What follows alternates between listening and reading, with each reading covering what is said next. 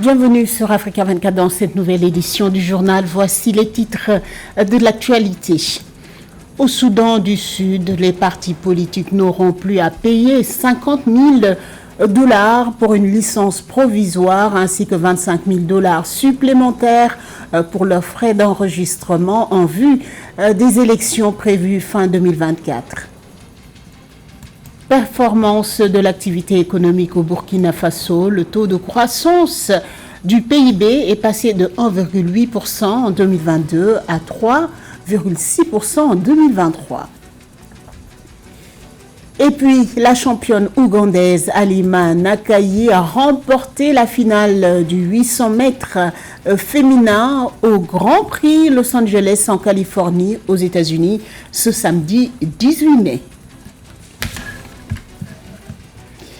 Au Soudan du Sud, les partis politiques n'auront plus à s'acquitter des frais d'enregistrement en vue des élections prévues fin 2024. Le gouvernement sud-soudanais a annulé les 50 000 $ pour une licence provisoire ainsi que les 25 000 $ supplémentaires pour l'enregistrement complet de leur dossier de candidature. Cette suppression intervient dans un climat de tension. En avril 2024, 14 partis politiques ont déposé une plainte contre le Conseil des partis politiques du Soudan du Sud auprès de la Cour de justice de l'Afrique de l'Est, jugeant ces frais dérisoires, déraisonnables. Les explications de Nathalie Mon.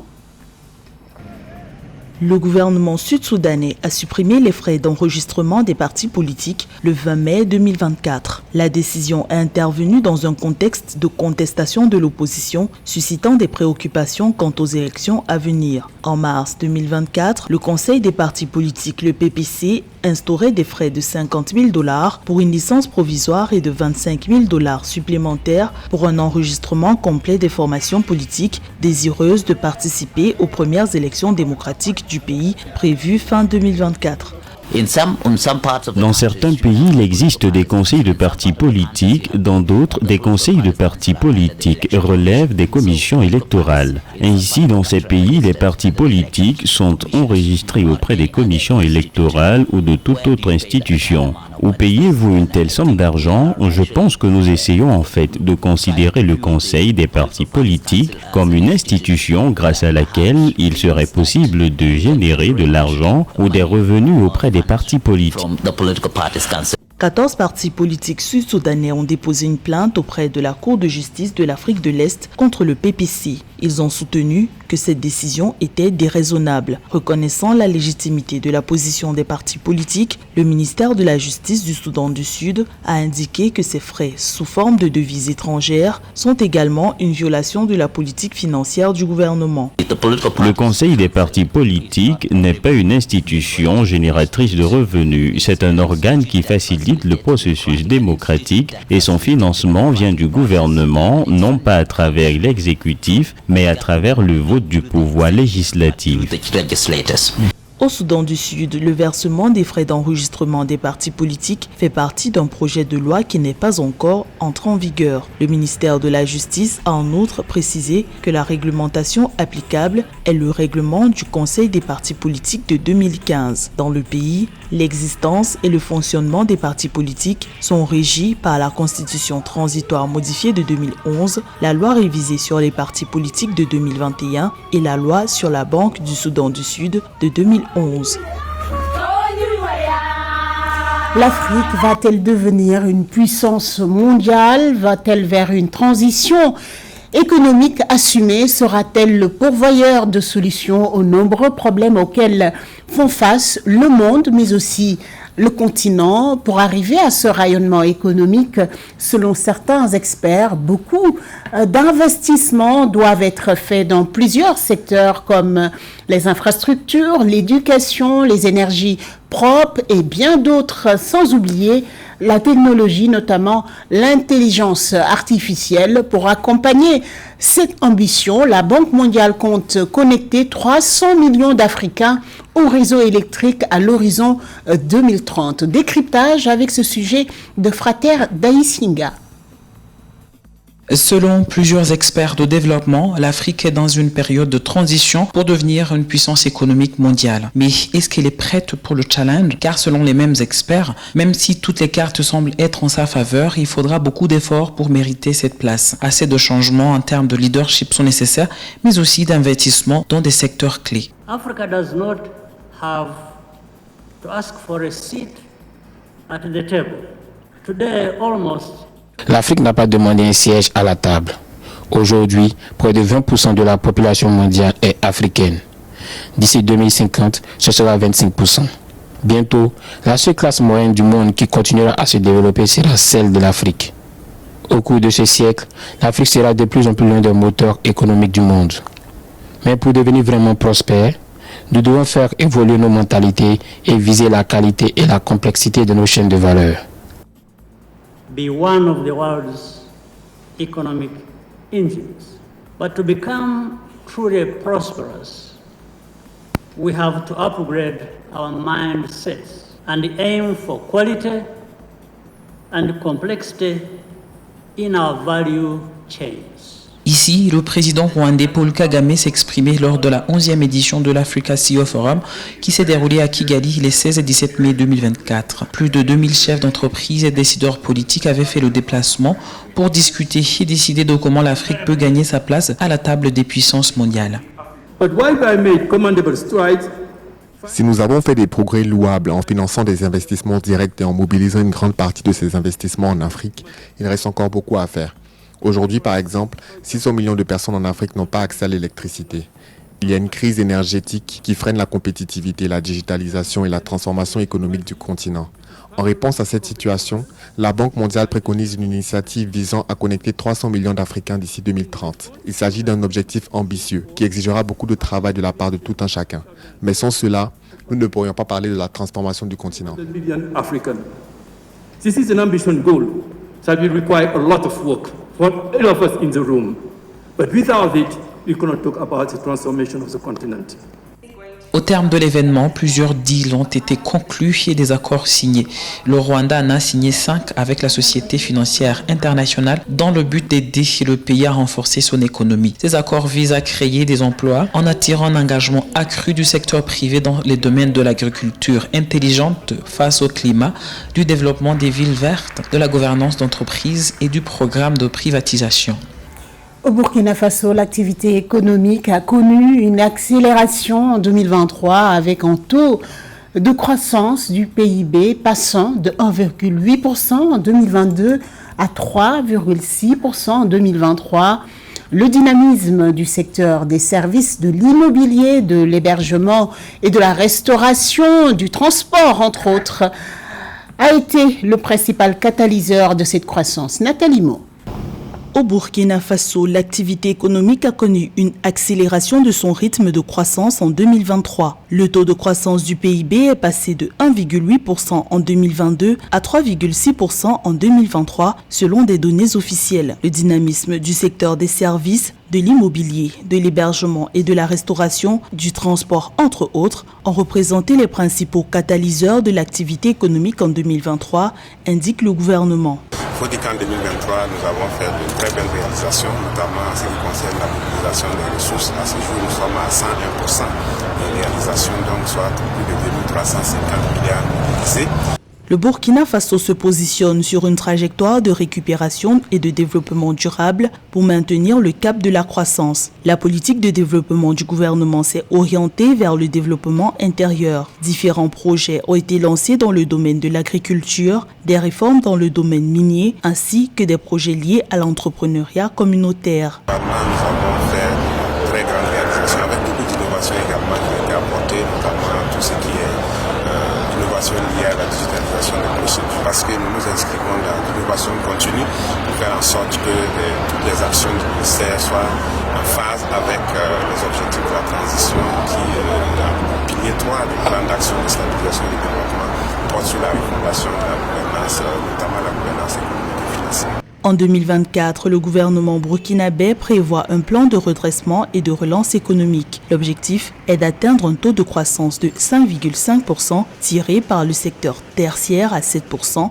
le secteur primaire à 5,1% et secondaire à 4,5%. Une attaque perpétrée par des hommes armés a fait au moins 40 morts dans le centre-nord du Nigeria ce lundi 20 mai. Les autorités nigérianes de leur côté parlent de 12 morts. Aucun groupe n'a revendiqué la responsabilité de cette attaque dans cette région du Nigeria régulièrement marquée par des conflits fonciers, miniers et intercommunautaires. Cette région est aussi connue pour ses importantes réserves d'étain, de zinc et de plomb, et les activités minières illégales alimentent les tensions et les violences.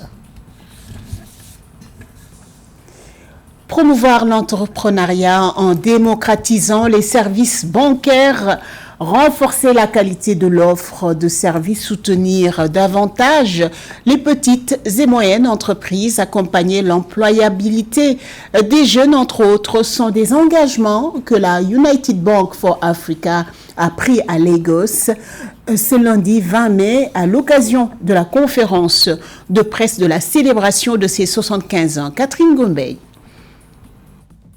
Malgré ses 75 ans d'expérience dans l'offre de services financiers en Afrique et la couverture d'une vingtaine de pays d'Afrique subsaharienne, le groupe UBA voit toujours grand et ambitionne d'atteindre de nouveaux sommets dans les années à venir. La démocratisation des services bancaires et la promotion de l'entrepreneuriat demeurent au centre des priorités de cette institution. Aujourd'hui, nous sommes réunis pour annoncer une étape remarquable dans le parcours de transformation de la United Bank for Africa à l'occasion de son 75e anniversaire. Cet anniversaire nous tient à cœur à UBA, car il ne marque pas seulement notre héritage, mais aussi notre transformation de banque britannique et française en 1949 en leader des services financiers en Afrique, étiquetée Banque mondiale de l'Afrique.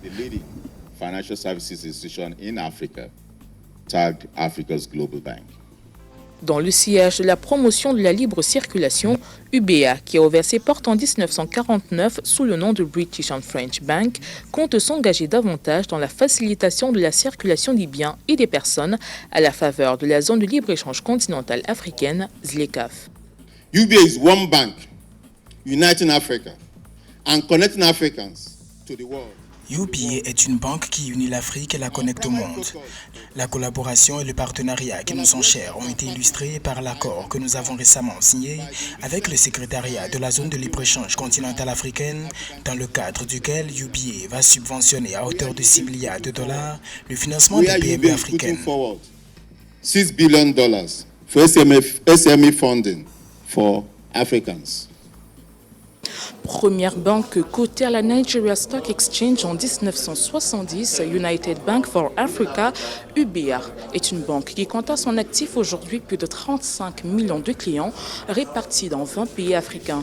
En janvier 2024, elle a réussi l'exploit de capitaliser plus de $1 000 milliards, rejoignant ainsi la catégorie SWOT, qui se dit être Stock Worth over 1 trillion, comprenant MTN Nigeria, Airtel Africa ou encore Dangote Cement.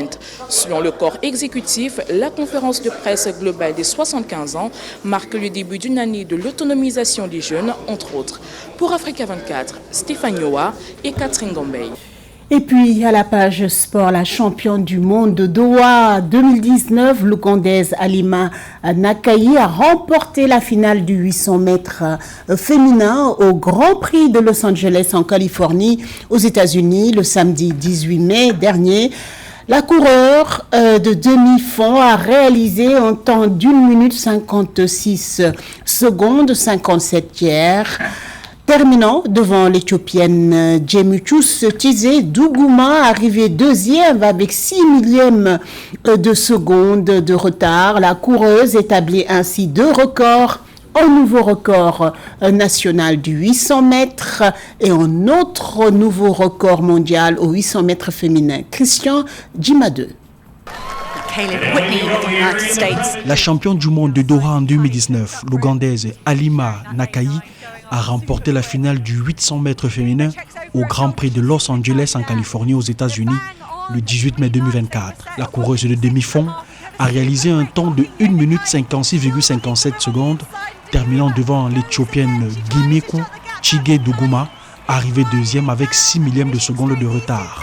Halima établit ainsi 2 records, un nouveau record national du 800 mètres en 1 minute 57,56 secondes et un nouveau temps mondial au 800 mètres féminin.